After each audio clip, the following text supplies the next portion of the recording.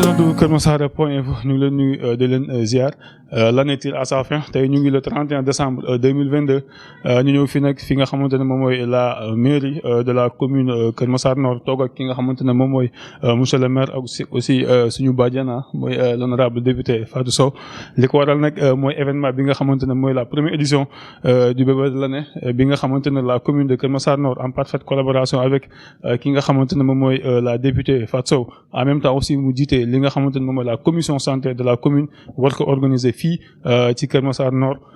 ci différentes structures de santé yi nga xamante ne dañ fi nekk donc ñu war a envoyer des points focaux pour sélectionner ki nga xamante ne moom mooy bébé bi nga xamante moom mooy njëkk juddu ci année bi nga xamante mooy 2023 ici dans la commune de Kër Massar Nord loolu nag mooy waral sabab suñu waxtaan fii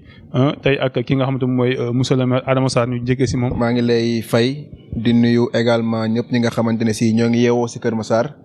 di avant tout rek di leen souhaiter une bonne et heureuse année 2023 di nuyu également les adjoints au maire yi nga xamante ne ñoo ngi fii ak adjoint au maire Laurent bi fi nekk di nuyu également l'honorable député Fatou Sow bi nga xamante ne moo toog ni sama wet di nuyu également les journalistes et cabinet bi yëpp. waaw motivation bi mooy que ni dañu woote benn gis-gis bu bees am commune bu bees am loo xamante ne ci Kër Massar wax dëgg yàlla xamuñu ko woon te ñun ba ñu ñëwee rek dañu ne il faut Kër Massar wax dëgg yàlla ñu changer li nga xamante ne moo fi doon am et ci gis-gis bu bees boobu également ki nga xamante ne ci moo yor commission santé bu commune Kër Massar Nord nga xamante ne mooy l'honorable député Fatou Sow am xalaat bu rafet boo xamante ne wax dëgg yàlla da nga xalaat muy ñu def benn édition boo xamante ne dañ koy jagleel ki nga xamante ne moo njëkk a juddu an ci commune Kër Massar Nord mu doon première édition bébé de l'année bu commune Kër Massar Nord donc mun naa ne affaire yi noonu la juddoo parce que kenn réeréwul mil ne Fatou Sow mooy président commission santé bu commune bi mun nañ ne xalaat beeg yëpp ci moom la jógee loolu tamit dañ ko ci remercier di ko ci jaajëfal di wax ni rek on veut innover man li may wax rek bu fekkonte ne racisme dañ koy nangu ci commune man dama naan waa Kër Massar nañu racisme parce que nañu raciste parce que li ma bëgg mooy 5 ans yi nii doomu Kër Massar du génnati Kër Massar lépp lu ñu bëgg Kër Massar dañ koy am Kër Massar. waaw structure de santé yi nga xamante ne ci ñoo ciy bokk mooy les structures de santé publiques mais également privées parce que dañu ne rek képp ki nga xamante ne juddu nga ci Kër Massar ak foo juddoo rek doomu Kër Massar nga donc boo xoolee li nga xamante ne mooy district sanitaire bi Kër Massar bi poste de santé yi nga xamante ne ñoo ngi ci district bi yëpp jël nañ leen en compte Kër Massar village jël nañ ko en compte unité 12 jël nañ ko en compte. Boune jël nañ ko en compte le centre de santé jël nañ ko en compte mais également clinique privée yi nekk fii comme clinique Yamari jël nañ ko en compte ñoom ñëpp wax dëgg yàlla informé nañ leen ba nga xamante ne ci xale bu njëkk a judd ci commune Kër Massar Nord rek ci 2023 bi yaay doon suñu bébé de l'année. waaw xam nga affaire yi moom li ma la wax sànq rek bébé de l'année il faut que ñu teral ko il faut que ñu jëmmal ko il faut que ñu wane ci Kër Massar ba tax na récompense également ki nga xamante ne mooy Fatou Sow doon marraine bés bi tamit il faut que tamit ñu wax loolu def na ci lu am solo léegi cadeau yi nag xam naa damay bàyyi jigéen ñi ñoom ñu wax ci donc ñoom dinañ ñëw ci cadeau yi mais en tout cas li ñu mën a wax rek mooy ki nga xamante ne ci mooy njëkk a juddu dina am cadeau mais ñeent ñi nga xamante ne ñoo ciy toppaat aussi ku nekk di nga am cadeau. léegi nag am na yeneen yoo xam ne am na parents yeeg yooyu damay bàyyi honorable bu ñëwee dina ci dugg waaw. non incha allahu rabbi lu bees la parce que ñun tamit bañ toogee yàggut mun naa ne léegi ñu doog am 1 an donc bi mooy suñu 1er décembre bañ nekkee ci commune ba léegi donc première édition bi la te yaakaar naa ni aussi bu ñu fi yàlla bàyyee kàttanal ñu dañ koy continuer ci 5 ans yi nga xamante ne mooy suñu mandat. jërëjëf maa ngi leen di remercier bu baax a baax jërë ngeen jëf yéen ñëpp. bisimilah d'abord damay nuyu waa Kër Massar d'abord di nuyu département bu Kër Massar yëpp particulièrement commune d'arrondissement commune bu Kër Massar Nord bi nga xam ne sama doom Adama Sarr moo ko jiite di ko ñaanal gudd fan ak wér ndax xam naa su guddee fan su fi yàggee lu bari dina faju may nuyu góor ñi di nuyu jigéen ñi di nuyu conseillers yëpp ak conseils yi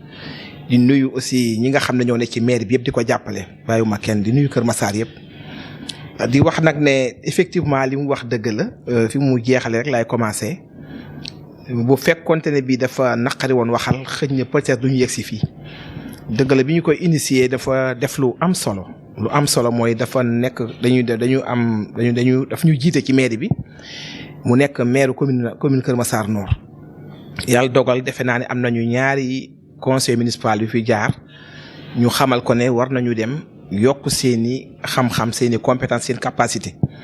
franchement mu organiser benn séminaire ci Lac Rose le 16 ak le 17 bi passé ñun ñëpp ñu dem fa mu indil ñu ay comment dirais-je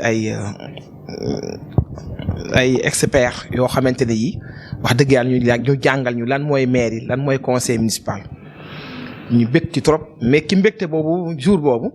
wax dëgg yàlla ci laa gis ma bég ci li mu def ma waxtaan ci suñu jigéeni conseillers yi ñu daje sama salle sama bureau man non sama chambre ma ciy gërëm bu baax première adjointe au maire muy Rabi Ndiaye di ci gërëm aussi madame le maire Fatmata Fall madame Diop di ci gërëm madame Gadiaga Ami Ndiaye ak ñeneen tant d'autres ñoo xamante ne ñun jigéen ñi bari woon nañ fa ñu waxtaan ñun sax keroog ñu naan sax ñoo gagné ndax ñoo fa ëpp góor ñi bi ñu waxtaanee rek ma ne pourquoi pas mënuñoo def cette année ci bébé de l'année waaw te li tax ñu xam ne dañ ko mën mooy wax na ko sànq amaguñ sax 1 an 10 mois lañ def ci mairie bi ki am 10 mois nag initiel yi da lay wóor na fu mu egg 5 ans yi incha allah kenn waxatu ko yàlla may ñu chance nag mu nekk maire mais tam ma nekk député département bi mais bokk ci Kër Massar Nord mais bi ma ko waxee jigéen ñu rafetlu ko le lendemain guddi lañ ko wax le lendemain bi ñu àggale suñu séminaire toog ci resto bi ba ñuy remettre suñu diplôme yi franchement ci lañ ko wax mu rafetlu ko lool mu ne maa ngi seen ginnaaw maa ngi seen kanam incha allah fu ngeen ci toll rek bu neexee yàlla ngeen wax ma ko man d'accord naa ci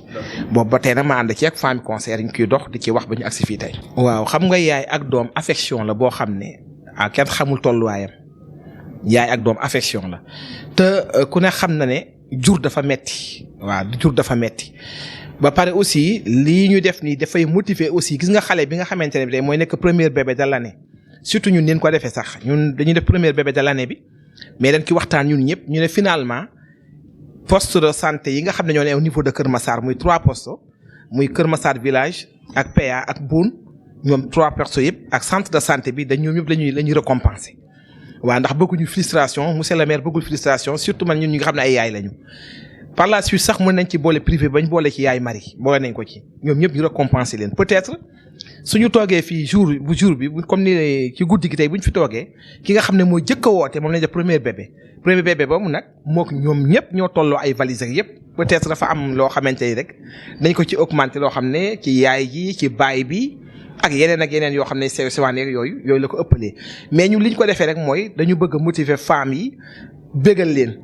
ndax nag depuis 96 la Kër Massar nekk commune wax dëgg yàlla ñetti maire jaar na fi su ma ñeenti maire mais beneen bi dafa ñëw 2 fois mais mën naa ne ñoom ñëpp dama leen di remercier ndax liggéey boo gis rek foo yem rek boo ñëwee sa moroom ñëwaat mais cette fois-ci dañu am maire boo xam ne jeune la bu am xam-xam wax dëgg yàlla tam mu nekk maire boo xamante ne cette fois-ci sax opposition lañu ñu fas yéene nag def fi loo xamante ne ndax moom maire la opposition la bokk man député la opposition laa bokk mais fas nañu yéene def fi loo xamante ne lii mun naa ne bi Kër Massar nekkee commune depuis 96 mun naa ne mosu fee am loolu moo ñu motivé ci affaire bi. waa teraanga yi bébé yi comme ni ma la ko waxee rek bébé bi jëkk a juddu sax ak ñoom ñëpp presque xam nga poste de santé bi ne du ñàkk bu ñu nee 0 heure jot na 0 heure ba 10 minutes ba 15 minutes ba 30. ku nekk di nga judd ñoom ñëpp ay bébé da lañu doon kon ñoom ñëpp la ñu yemale seen valise yi ñoom ñëpp a yem ay valise lépp lu bébé di soxla rek fii ba muy am 1 an ba 2 ans mu ngi ci biir valise bi munoo fi nekk naan lii waaye lu bébé di soxla rek 1 an ba 2 ans ba 3 ans mu ngi ci biir valise bi macha allah te gis nga lii ki ko jëkk xalaat ci Sénégal xalaat na lu am solo ndax wërsëg yemul da nga gis tey jii ak kii am fii bébé. fekk lu mu fayee pour yaay jigéen sax mu nekk problème kii am fii bébé léegi papa ji ñëw fay léegi def yëpp ba neexal sax kii sage-femme yi daal di dem xam nga boo ñu demee ba ñibbi seen kër li ñu sol du benn moo tax man damay remercier bu baax ki ko jëkk a initier lu baax tey jii doo xàmmee bébé bi papa am moyen ak bi amul moyen incha allah 5 bébé yi jëkk a judd fi ci commune Adama Sarr bii incha allah ñoom ñëpp dañ am valise yu mucc ayib. bi nga xam ne nag bu ñu wooyee madame Rabi Ndiaye defe naa ni moom moo fi toog ak bàjjanu gox bi nga xam ne moom la ñu copté pour mu toog fi ak la battante la comment il s'appelle Fatmata Fall ñoom bu ñu ñëwee ki leen jëkk a woo nag kooku nag li muy ëppalee mooy papa ji danañu ko solal li mu war a sol bésu tudd bi yaay ji dañ ko solal li mu war a sol bésu tudd bi waaw te xam naa ne aadama it dina jàpp ci li nga xamante ne bi mooy tudd bi ndax ngénteeg yëpp li ci gën a am solo rek mooy xar mi ñuy rayal kii loolu incha allah dina ci am enveloppe boo xam ne du yem ak njële waaw loolu mooy différence bi mais daal aadama daal ak man meeg ñun àndal ñëpp ñun moom dañu fas yéene incha allah bégal tey poste santé bu fi nekk tey centre de santé ba clinique dañu fas yéene bégal bébé yëpp yi nga xam ne ñoo fi juddu 0h ba 0h30 incha allah. waaw ñun dañuy ñaan yàlla dafal ñu cat ñun dañuy ñaan yàlla dafal ñu cat di ñaan yàlla Adama Sarr gudd fan xam nga sax doomu ñay boo koy ñaan da nga koy ñaan la guddal fan su guddee fan toll ni ñay ndax dama xam ne am na lu mu fas yéene ci dëkk bi te man xam naa ne am na lu ma fas yéene ci département bi mais rawatina fi ma juddoo incha allah loolu moom bu neexee yàlla année bu jot dañ ko organiser ak yeneen ak yeneen ak yeneen sax ndax maa ngi assemblée mu ngi fii te dañuy coordonné incha allah rabbi lépp loo xamante ne luy avancer le département bi rawatina fi nga xam ne muy Kër Massar Nord Adama Sarr ne fi muy jeune maire yàlla dogal man tam ma nekk fi on may député incha allah rabbi ba pare aussi liñ ci gën a bénéficier mooy chef lieu bu département bi. tey bu demoon département Kër Massar bu demoon ba nekk tey ville mun nañ ne Kër Massar Nord mooy ville bi kon incha allah rabbi bu neexee yàlla lii ñu def nii tey day continuer te incha allah dañ fas yéene balaa déwén wala balaa déwén géeg ñu dem bañ naan tey waxuma la centre de santé mais dañ naan hôpital niveau 3 mu ngi fi tey bokk ci loolu lañ fas yéene ak yeneen ak yeneen ak yeneen stade yeeg tali yeeg leneen ak leneen macha allah.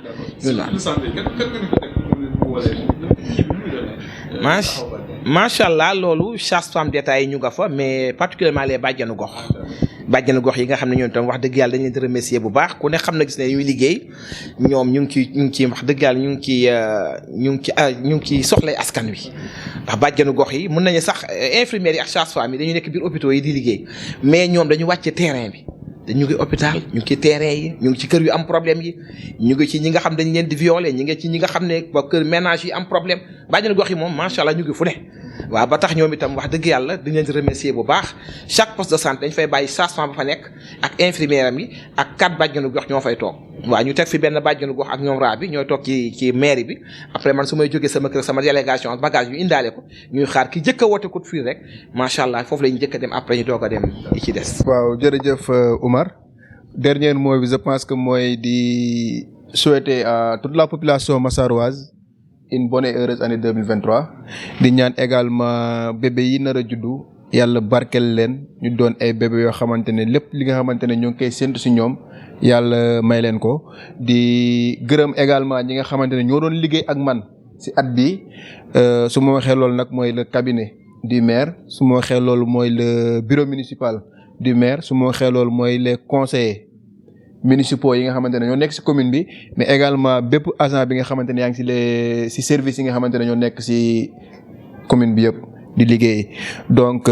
di leen remercier bu baax di leen jaajëfal di remercier également l'honorable député Fatou Sow di remercier population Kër Massar bi yëpp di leen wax ni rek année 2022 bi jeex na ñoo ngi dugg ci année 2023 te incha allahu rabbi ñaan nañ yàlla mu dàkk année 2022 bi nga xamante ne si moo ngi jeex. di remercier également journalistes yi nga xamante ne saa yu ñu leen woowee ñu wuy si ñu. comme ni mu ko waxee rek dernier moom man tam maa ngi souhaité nit ñi maa ngi leen di souhaité Kër Massar yëpp bonne et heureuse année yàlla may ñu at mu ànd ak naataange at mu neex macha allah at mu bari wërsëg mais di ci dolli rek aussi tamit femmes yi cette fois-ci comme ni ñuy bégalee femmes yi ci bébé de l'année yi fas nañu yéene aussi bégal leen ci économie sociale bi nga xam ne am na benn ministre bu ko yor boobu tam bi may plaider kooku da laa jot woon a gis di leen wax ne 2023 bi cette fois-ci su ma demee assemblée nationale incha allah mooy li nga xam ne fas naa ko yéene plaidoyer pour ñu indi ko fii ci Kër Massar ministre bi ñëw fii wax ak femmes yi ñu mën a jàppale seen bopp ñu accompagner leen ba nga xam ne financement yi dañ ci mën a jot pour Adama Sarr gën man li muy def man mi tam a gën a man li may def dama ko ci dool incha allah